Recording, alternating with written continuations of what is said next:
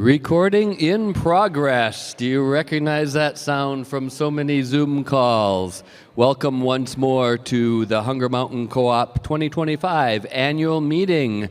We've moved it from a dark Thursday in November to a bright and sunny and beautiful Saturday in September, thinking that we could enjoy some of the sunlight together. And we are here in this beautiful building, the New School of Montpelier, an employee-owned cooperative. So thank you to the cooperative, the New School of Montpelier, for hosting us once again.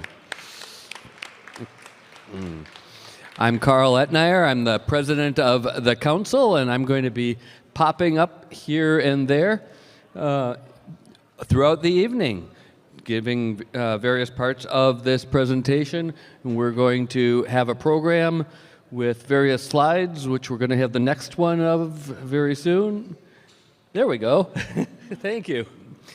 And this is being live streamed on Orca to folks, and we have a dozen or more folks who are participating via the live stream right now, and that will be available for watching later on. So thanks to everyone from Orca who's helped make this possible today. And our dinner is by the Hunger Mountain Co-op Food Services team, who once again have outdone themselves. Thank you, Food Services folks. I was talking to our chef Vince a little while ago, and he said that the food can stay out there until 7 o'clock, so please feel free to keep going back for some more. We have an Apple Award. What is an Apple Award? We will reveal what an Apple Award is later on, but for now we will thank the creator of the Apple Award, the artisan Matt Seesholtz. And we also thank the 25 Strings, which we've already done, playing for us earlier, and they will play for us later as well. We have raffle donations, which people will find out whether they won later on, and they come from Elmore Roots, Fruit Tree Nursery, Fever Tree Tonic, and Vermont Salumi. So thank you to all of those. And, by the way, why did we pick the 13th of September? When we decided to have a September date, it's because it's our birthday. So happy birthday, 53rd birthday to Hunger Mountain Co-op.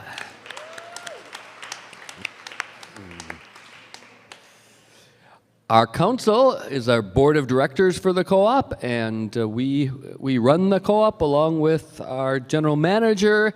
We employ her as our employee, and she runs the store. We are there to represent you and to represent the interests of the co-op as a whole. And our current council members who are here include myself and Jeff Roberts, who's doing, Jeff, are you here? Doing double duty as treasurer and vice president for a short period of time. Our secretary is Stephen Farnham. And we have also Catherine Lothar on Zoom. Will you please stand up on Zoom, Catherine? Thank you. Everyone see her stand up on Zoom. T. Graham will be, oh, there she is. Thanks, Catherine. T. Graham will be joining us a little later on in the program, and Nona Estrin and Lauren Antler send their regrets. And Lauren was elected to serve a longer term, but these are all the last years that the 3-year terms are the terms of the council members, and their maximum 3-year terms. Nona is just serving for a year, pinch hitting, and unfortunately decided not to run again. We've really enjoyed having her on. Lauren is resigning, has resigned effective the 13th of October, and we've appointed Lisa Stewart to take her place. So look forward to having her at the table. Next slide, please. So an overview of our agenda. We are establishing the quorum very shortly and approving the minutes. The minutes, if you haven't looked at them already, they're on your table, and there's a URL that you can use to review the minutes of last year's meeting. We are going to hear from the candidates in the council elections this year. We're recognizing our employees for their good work and/or longevity. We are giving out, or rather announcing, the winners of the Hunger Mountain Cooperative Community Fund grants. We are giving the Hunger Mountain Cooperative Community Award out to someone who's done a special service over the decades to the local food community here. And then General Manager Mary Mullally and I will give our reports, take questions and comments, and then there'll be time for group activity and socializing and more music and working on the vision board back there and more. Thank you. So, over to you, Rowan, for the approval of the minutes. All right. This is Rowan Sherwood. Yep, I'm Rowan Sherwood. I'm the Community Relations and Marketing Manager at the Co-op. Thank you, everyone, for being here today. So the first thing that we need to do is vote on whether or not to approve the minutes from last year's meeting. In order to do that, we need to establish a quorum, which we have done. We have 88 people here and 12 people online, so we have just made our quorum of 100 people, so we can vote. So how we do that, for the folks here in the room, when you came in, everyone was given a yes/no card. And when I ask the question, you can raise your card to indicate whether you approve or don't approve of the minutes from last year. For folks online, you can use your reactions button to raise your hand. So that's down in the bottom panel of your Zoom screen, and if you don't see it there, if you don't see the reactions there, you can hit more, and it's probably under there. So get ready to vote. But first, I need a motion to approve the minutes of last year's, of the 2024 annual meeting. Jeff Roberts moves to approve those minutes. Do I have a second? I see Paul Olson seconding that. Wonderful. Now, if you approve of last year's minutes, please raise your card showing your yes. And, oh, look at that, an overwhelming response, yes. I don't think I even need to ask the second question. I think we are good. The minutes of last year's meeting are so approved. Wonderful. Thanks, everyone. Business, voting business is accomplished. Great. I'm going to hand it back to Carl. Thank you, Rowan. That's the voting business that we are doing as a body here tonight. The annual meeting also kicks off 2 weeks of voting for our council representatives. We have 4 people running for 4 positions, and you might say, well, then everyone's a shoo-in. Why should I care? Well, the thing is that, one, it's just good to vote for the people who will be representing you, and that way you can go and shake their hand and say, hey, I voted for you, and by the way, this is how I think the co-op should be run. But also, we have 3 3-year positions and 1 1-year position, I believe, that are open, and they are allocated according to the number of votes that the person receives. So the 3 candidates with the highest number of votes will get the longer term positions. And what we're going to do right now is, by the way, if you want, yeah, I'm sorry, go back, please. If you want to go vote right now or later on tonight or in the next 2 weeks, you can go to hungermountaincoopvotes.com, and that information will be is on our website and will be down at the co-op. You can also, as of 5 o'clock today, vote in person with paper and a ballot box at the co-op. It's on the way out past the checkout. Is that correct, Jess? Yeah, okay. And you got a QR code there as well. Well, now we're going to give you a chance to meet the candidates, and just for 30 seconds apiece, and then they'll be around tonight. At least 3 of them will be around tonight. You can talk to them further. Let's begin. All the candidates, please come forward right now. And we will begin with Greg Gerdell.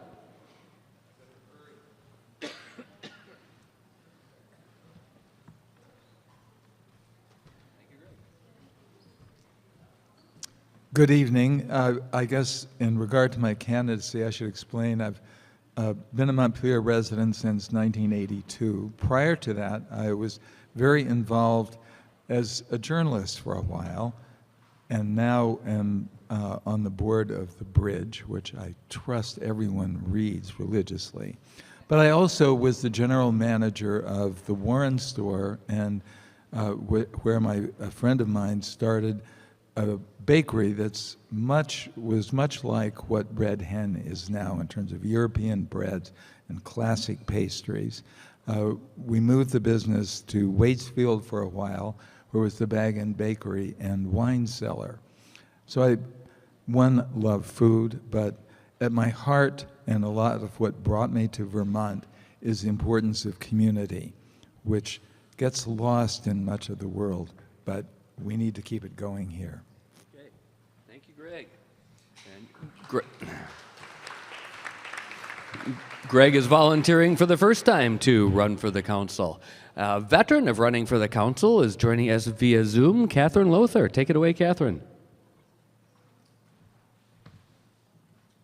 Okay, I'm Catherine Lothar. I've been a co-op member since 1989, a co-op council member since 2021, and I chair the Co-op Sustainability and Resilience Committee. I taught at Goddard College for 23 years, where I started the BA in Sustainability program, offered courses in climate change, chaired the Sustainability Committee, did the carbon inventory for the college, and helped the college reach carbon neutrality. And I'm very grateful to be on the Co-op Council in the co-op community as we continue to explore more ways to reduce our carbon footprint. Thank you. Thank you, Catherine. And we're going in alphabetical order by last name, so we'll go to Jeff Roberts, who is running once again. He's our current treasurer and vice president.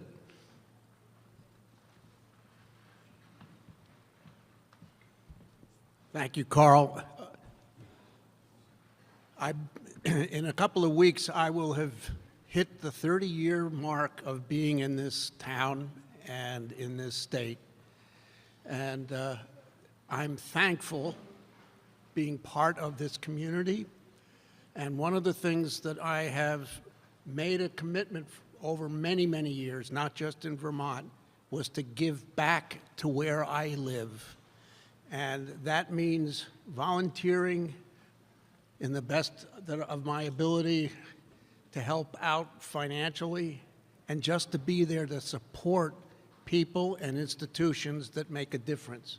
To me, this is one of the great places in the world to live and work and to celebrate. And that's part of what I have been able to do in the last 30 years. Thank you.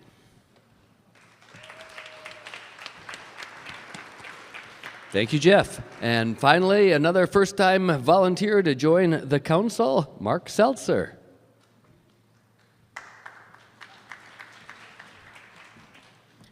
Hello, I'm Mark Seltzer. I live in Montpelier, work in Montpelier, and have been in Vermont about on and off for about 10 years now. So I look forward to meeting a lot of you who I haven't met. I'm excited to give back to the co-op, which I love shopping at, frequenting. Love the foods and the community that we have, and look forward to helping out with the years ahead, looking at how we can use the new space that we're all aware of, flood resiliency at the space, energy efficiency throughout, and look forward to meeting all of you in the years ahead.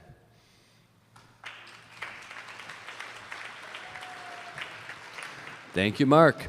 They will be putting in work 10 to 12 hours a month rather, is what we consider the average council member who's not an officer to put in. Part of that is at our monthly meetings. Those are on the second Tuesday of the month, and you are welcome to join us in person, the community room, for those meetings or online via Zoom. So as I noted before, the voting begins at the annual meeting, so it started today at 5 o'clock, and it runs until 2 weeks from tonight at 8 o'clock. When the store closes, the online voting will also stop at that time. Again, the website is hungermountaincoopvotes.com, and there are paper ballots in the exitway of the co-op. 4 candidates, 4 open seats. There's your QR code. Thank you. And I want to thank, again, the outgoing council members, Lauren Antler and Nona Estrin. We've really valued their voices at the table and their presence, so thanks to both of them. And now I will turn the floor over to the new real estate mogul, Mary Mullally, and our general manager.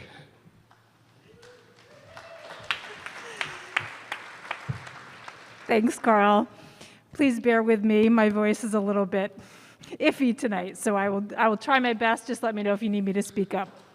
So I am going to announce staff anniversaries momentarily, but first I want us to really take a moment to recognize our entire staff, to just say thank you for everything that they do. They make the store the wonderful place that it is.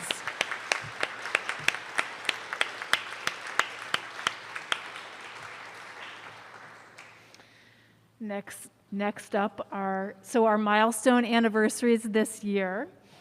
Paul Knight and Taylor Bell have been with us for 10 years.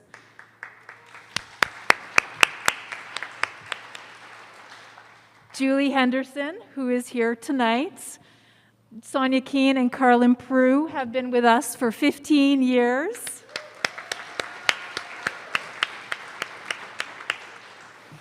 And Leo Ormiston, also here with us tonight, has been with us for 20 years. Thank you for all of their dedication to the co-op.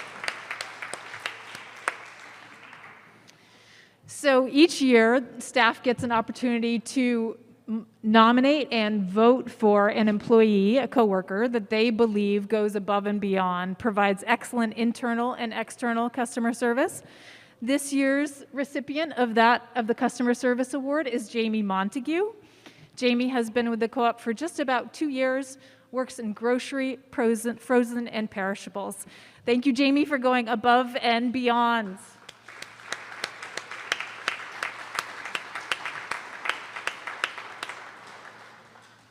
So next up is Matt Levin from our Hunger Mountain Cooperative Community Fund to talk about this year's grants.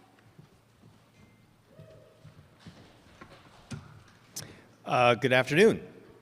So I'm Matt Levin. I'm honored to be the chair of the Co-op's Community Fund Advisory Committee.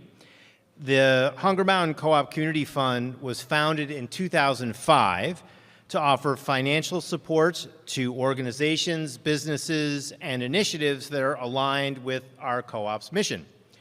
Over the past 20 years, we've given out over $100,000 in grants to about 100 recipients.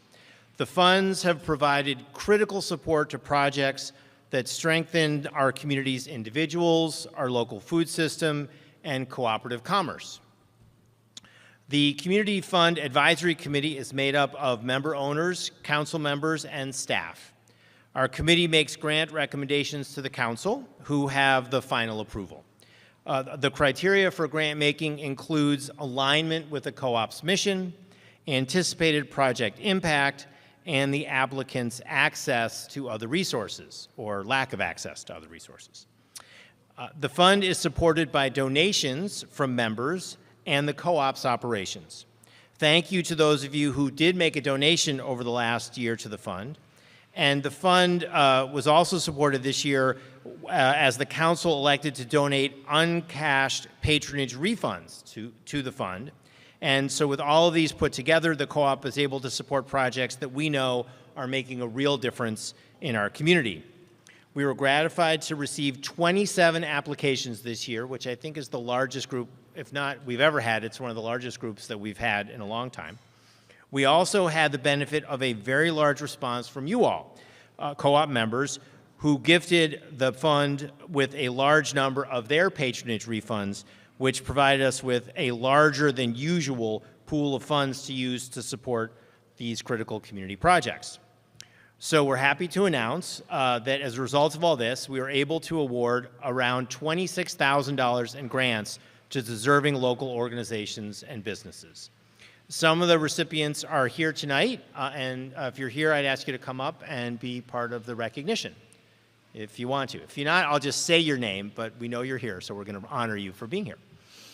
The 2025 Community Fund grantees include the Montpelier Community Table, $965 to help with the purchase of food preparation and serving equipment, and Dick and Kathy Smith and Janet Poten are here from the Community Table. Cooperation Vermont, $2,870 for the purchase of a solar refrigerator. Michelle Edelman McCormick and Tom Molteni are here for them. The Tilia Tea Company, $1,200 to support transitioning an urban lot to grow space. And Amber Turway is here from Tilia. Salvation Farms, $2,700 for the installation of a new walk-in cooler. And Kelly Dolan is here from Salvation Farms. Down Street, $3,000 to support construction of a new food pantry. Central Vermont Council on Aging, $3,000 to support their cooking classes. Just Basics, $1,500 to support new signage for their piggy bank fundraising efforts. You may have seen those big metal piggy banks that no one knew what they were for because they didn't have any signage. So we're going to buy them some signage so people know what they're for. Feast Meals on Wheels, $3,000 to support student-designed weekly menus. Twin Valley Senior Center, $1,000 to support purchasing locally sourced food. Plainfield Community Meal, $1,000 to provide ingredients for their community meals.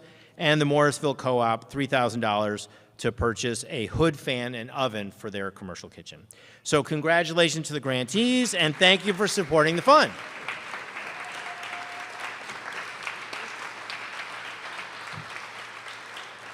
So our cycle, it's a yearly cycle, so you can look for more information about the fund next spring. And if you have any questions, I'll be here to answer questions, and we always look forward to hearing about good projects in the community we can support. So thanks again to our honorees, and I'll pass it back to Carl.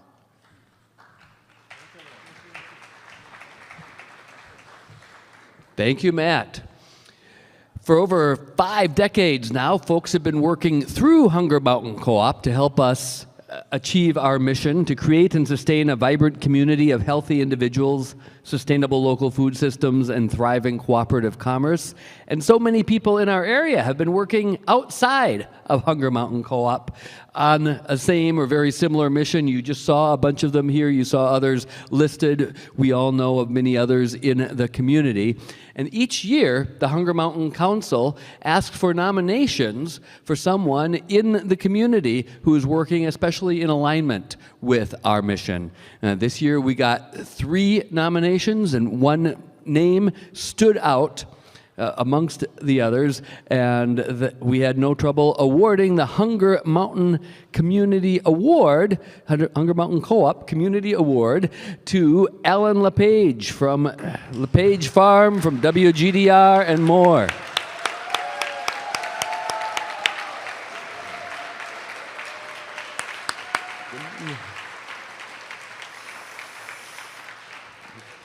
Congratulations, Alan. And I'm going to turn the microphone over to you in just a minute. But first, I'm going to reveal what that Apple Award was that we talked about this earlier, the glass apple, which is yours to take home and put on a shelf and admire, have your admirers admire. And we also thought that you probably like getting food at Hunger Mountain Co-op from time to time, so we've given you a gift card. Thank you so much. Would you like to say a little bit about your work? If you'll give me a few minutes. Please.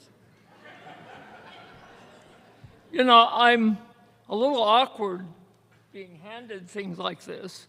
I'm a 7th generation Vermonter. Closer? Okay.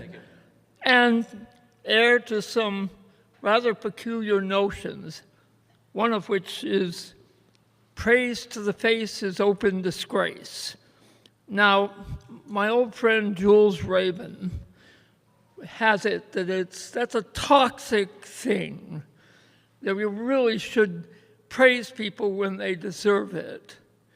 But the import of that is that a Vermonter is satisfied with their work because they love it and do it well, and they don't stand in need of excessive praise. I recently read a kid's book, A Day No Pigs Would Die, by Robert Peck. It's a great story for kids, but it sums up the kind of milieu I grew up in. So I'm going to start off with a list of other people: Jack Laser, Louis Pulver, Joey Klein, Richard Wiswall, Robert Hourier, who all in their own way were pioneers in organic agriculture. I'm kind of put out to pasture these days. My heirs and assigns are at farmers markets, which has always been my specialty. Instrumental in founding 4 of them: Barrie, Montpelier, Stowe, and Waterbury.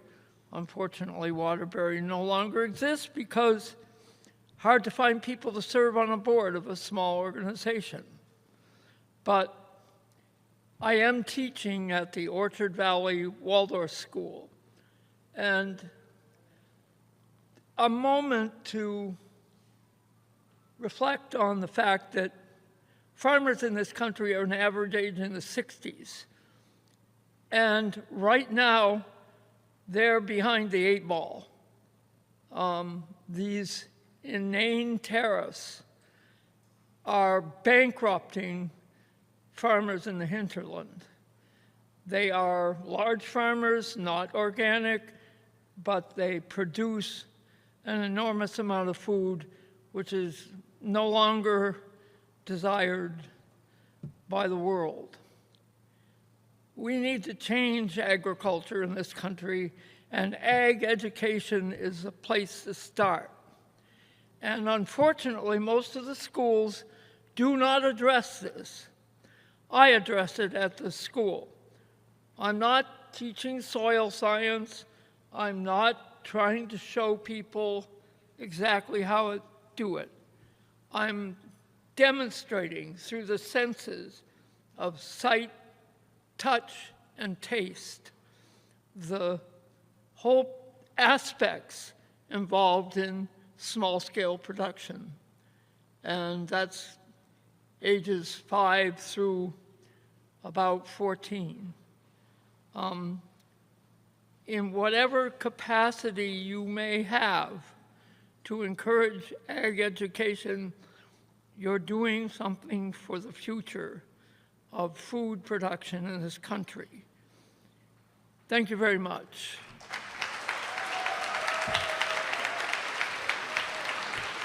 Ellen, please take this with you.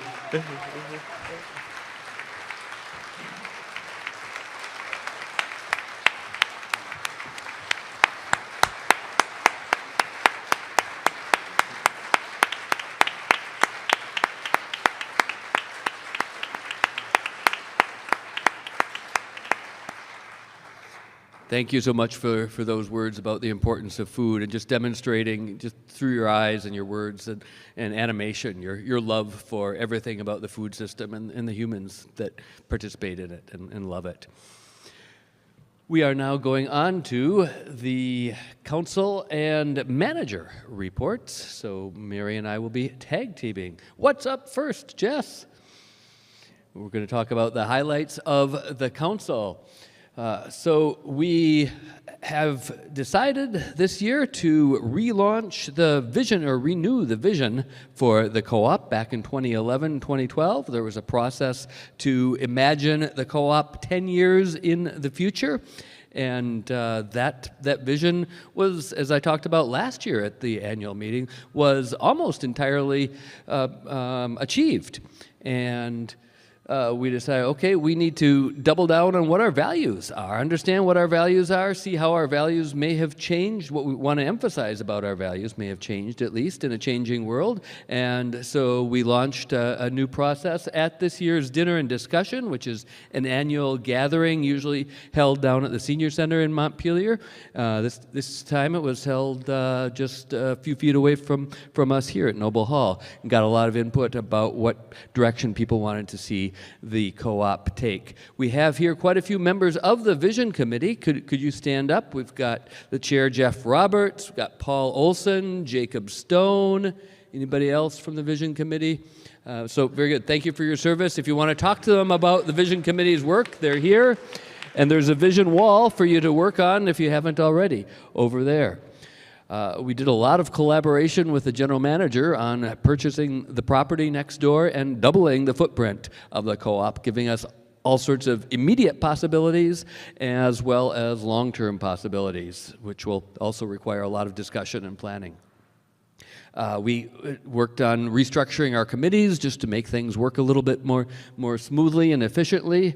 We started a Co-op Connects program, Mary and I, with occasional participation from other council members. It's basically an Ask Me Anything session that we hold almost monthly, either in front of the co-op or in the cafe where people, members or not, can come by and ask us questions about the co-op. And boy, do we get some questions sometimes. And we have been experimenting with how to give you a greater connection with the candidates for the council seats. Last year, well, a couple of years ago, we changed the bylaws so that the voting would start at the annual meeting rather than finish at the annual meeting. So you could meet the candidates here and then decide later on whom to vote for if it was a contested election. And then last year, we had a council candidate forum, kind of a formal, almost a debate, sort of debate-like structure at the senior center. This year we did something more informal with a meet and greet outside the co-op under a tent on a beautiful day. So we're just experimenting with different ways for you to get to know the candidates. On to the next one, please. And we have so much to talk about in terms of operations. So for that, I turn it over to our expert, Mary.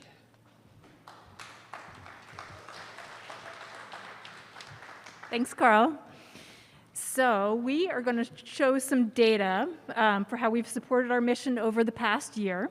Please note that our financial review for the year is still being completed, so this data is subject to change.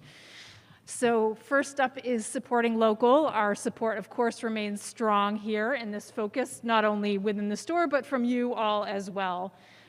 We have 429 Vermont vendors. 6 of those are new within the last year. We sold $10.5 million in local products and also purchased $10.5 million of goods and services from our Vermont vendors. That number is a coincidence, not a typo. We do also purchase non-saleable products from our local vendors that factor in here.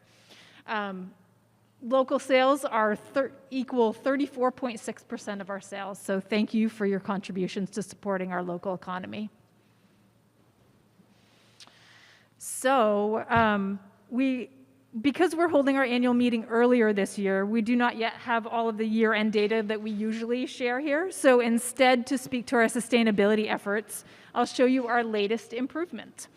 We're reaching the limits of our building constraints. We needed to replace our 2 aging heating and ventilating units, and we had delayed this project repeatedly because we wanted to upgrade to more efficient models, but did not have the electrical capacity in our infrastructure to do so.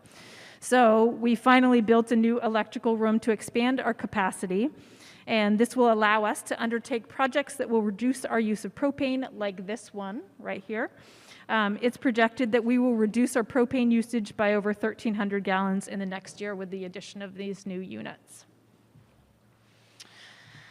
We provided over $95,000 in sponsorships and donations over the past year. That's also with matching funds from our community partnerships and also donations through our Give Change program.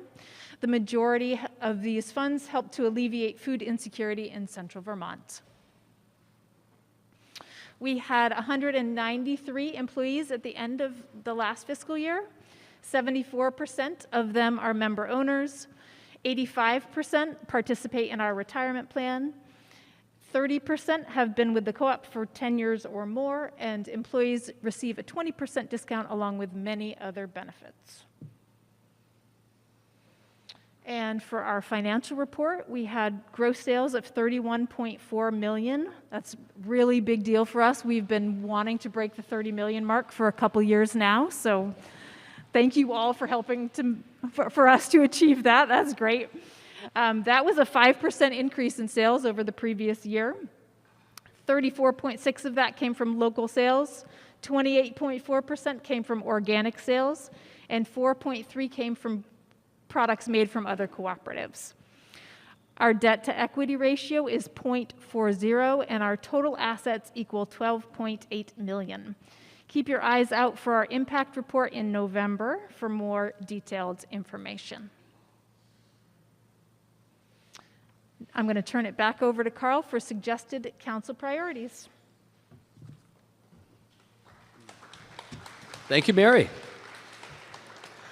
Well, the council is a governing body of 9 people, acts together, and no decisions from it are official until they've been voted on and passed by the requisite number of people on the council, usually a majority of the people voting. So these are my own ideas of the council priorities for the next year. The new council will be seated on October 14th, the first regular monthly meeting of the council, and at that meeting and then at a retreat and other monthly meetings, we will be establishing our priorities together. But here are just some suggestions that I think are pretty likely to be taken up by the new council.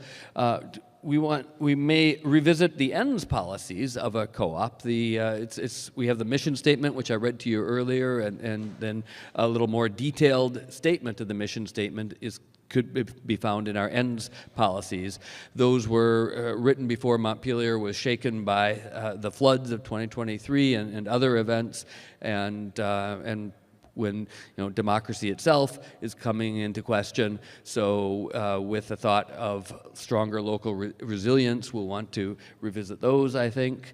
I talked about the project to renew our vision statement. That will continue, and of course we bought the land next door now, and once we've established, okay, this is our vision, then we need to shift gears and figure out, okay, how are we going to implement parts of that vision using the land next door. We'll have questions a little later on. About the ends policies, that's like our mission statement, but more elaborated. And you can find it online with our council policies. And finally, probably many of you were at the May 2022 meeting where we had a special online-only member meeting to do a complete revision of our bylaws. Well, once you have lived with the bylaws for a few years, then you get to see some places that you could have done things differently if you'd known what the consequences of those decisions were. So we'll probably have, we've already started talking about some housekeeping bylaws revisions. Nothing major, but things that we think will make life smoother for everybody if we change them. And we'll talk about those over the course of the coming year as we plan them. Next slide, please. And here is the place next door, the blank slate, except for the building on it. Were you going to talk about this? Okay. We're very excited about this. Go ahead. So I hope everyone here knows, and if you haven't, please join me in celebrating the fact that we have purchased the property adjoining ours, the previously known as RK Miles Lumberyard, which is very exciting. That project has been in the works for since at least late last year. So I'm really excited to be able to speak about it publicly now, and more excited about it, what opportunities it opens for the future of the co-op. So we're looking at the short-term priorities for us is how we can start using it immediately. And one of the ways, which won't be a surprise to you, is that we are immediately going to start looking for staff parking opportunities there. And then how can we also use the building to help for storage purposes, purchasing in larger quantity, and hopefully therefore creating lower price opportunities for our customers as well. And then longer term, like Carl was just saying, we're looking for input on the vision of our future and how does this new property play into that role. So we're going to open it up for questions and comments. And Rowan will be coming around with microphones. Anyone have questions? Oh, all right, here we go.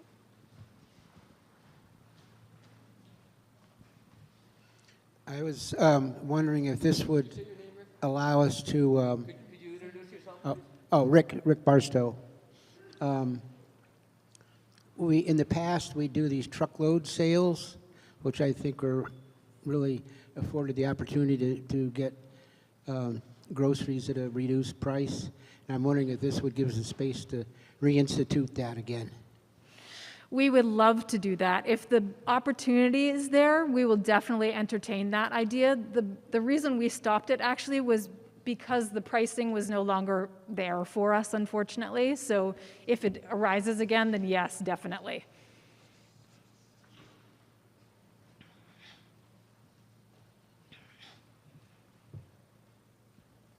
Hi, hello, thanks. Michael Duane, East Montpelier. Of the 5% increase in sales, there was a dollar amount. Do you have any sense of how much the increase was just monetary in terms of maybe, you know, is it all like a higher price, or was there more goods sold over the last year?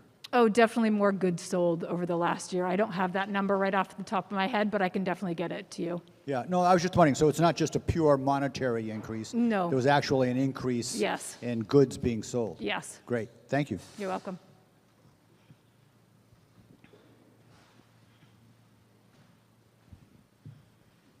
This is not a question. It's more of a comment.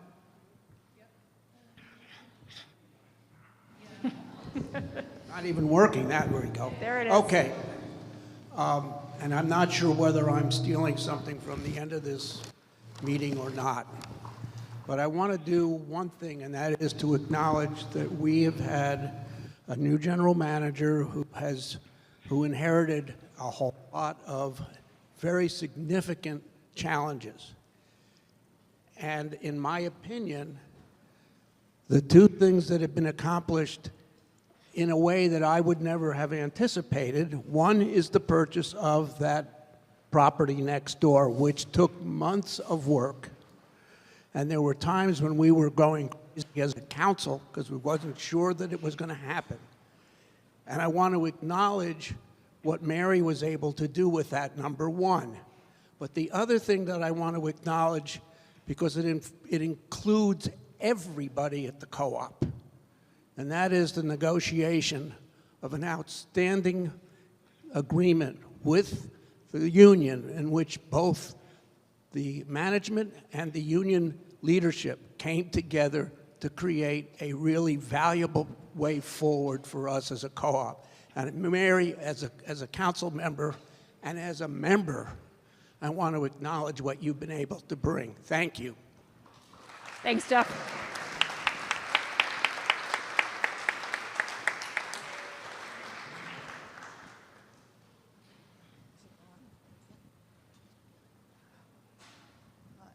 Ann Sarka, Montpelier.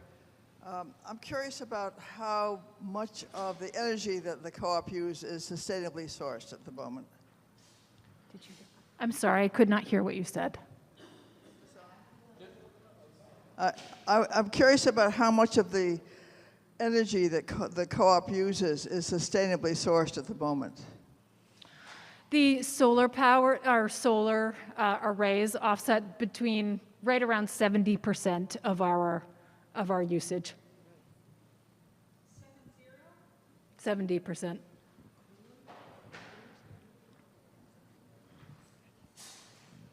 Other questions?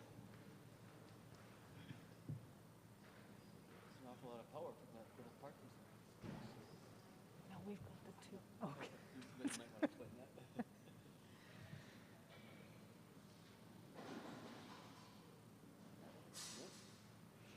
Well, if we don't have any other questions, I think we will move on to next. What's next on the agenda? Go ahead. And Mary and I will stick around to the extent that our voices permit it. We will answer questions after the meeting is formally closed. So on your tables, there are some surveys about this year's meeting. Please take a chance to give us some feedback on it. We're particularly interested in your thoughts on having the new day of the week and also earlier in the year. September versus November. So please fill those out and leave them on the table, I believe, as people are leaving. Is that right, Jess? Okay. And There's also Zoom participants will get a survey that appear in your browser upon leaving the meeting. We are now going to, Rowan, you're going to introduce the post-meeting activities. Before that, we'll just formally bring the meeting to a close. Motion is in order to adjourn the meeting. Yes, Tom, what's your last name? Malteni makes the motion. Who seconds the motion to adjourn the meeting? Eva Schechtman. All those in favor, please indicate by saying aye or holding up your hand. Aye. Okay. The meeting is adjourned and other activities are in order. Yeah, well, we will have music continuing from 25 Strings, so we encourage you to stick around. We've opened up a space for some dancing. They're really wonderful, talented musicians, so it'd be great to give them some energy by enjoying their stuff. Over here, I think I spoke with most of you as we came in, but this is our vision wall. As both Mary and Carl said, we are embarking on this visioning process, and we really want to hear from our members what you think the co-op should be doing in the next 5 to 10 years. And that will inform how we use the property that we just bought as well as other things. So please let us know. You can draw on the papers, you can write, you can put a comment in the box, however you want to share with us. We really want to hear from people what you see in the big picture, how the co-op can participate in our community and how we can grow. So we really want to hear from you. As Carl said, Mary and Carl are available for further questions or discussion. And then our council candidates are also around and available for further questions if you want to see what they're all about and what they hope to bring for the co-op's future. So thank you everyone for being here tonight. Hope you enjoyed yourselves, and we'll be seeing you around. Thank you, Rowan. Yeah.